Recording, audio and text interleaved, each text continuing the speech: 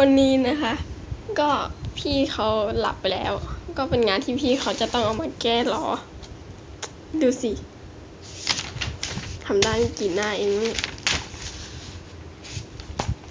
ดูจดตั้งนาน ได้แค่กี่ข้อ15 ข้อกับอีก3 ข้อที่ยังไม่ตอบโจทย์ถ้าไปนอนหลับอยู่ตรงนั้นแหละวันนี้เรามีภารกิจนะคะ จะไปแกล้งปลุกพี่อุปกรณ์อยู่นี่คือดินสอปากกาก็ปิดฝาไว้เผื่อจิ้มโดนตาอะไรบอดอย่างเงี้ย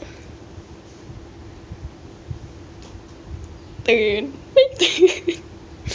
ไม่ตื่นอันที่2นะไม่ตื่น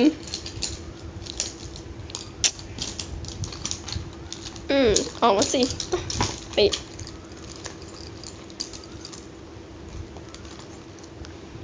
อันที่3นะ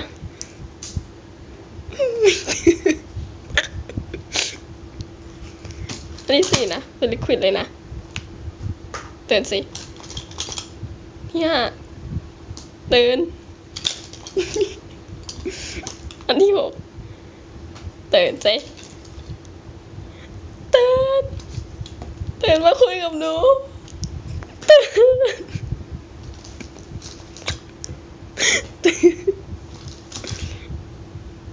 ตื่นเจ๊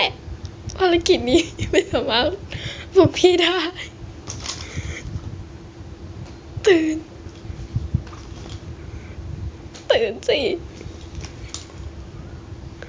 ตื่นไม่ตื่น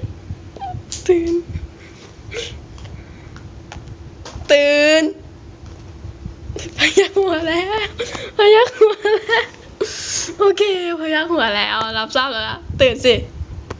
ของหมดกระเป๋าแล้วอะไรอ่ะวิกระดาษอะไรอ่ะใครเอามาใส่ไว้อ่ะไม่จริงใครเอามาใส่เดี๋ยวดูดิ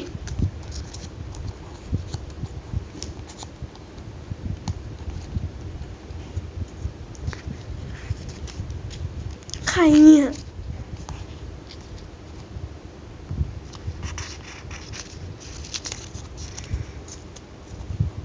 นี่นะไม่น่าเชื่อมีชื่อเราอยู่ในนี้ด้วยอ่ะเขียแล้วตื่นยัง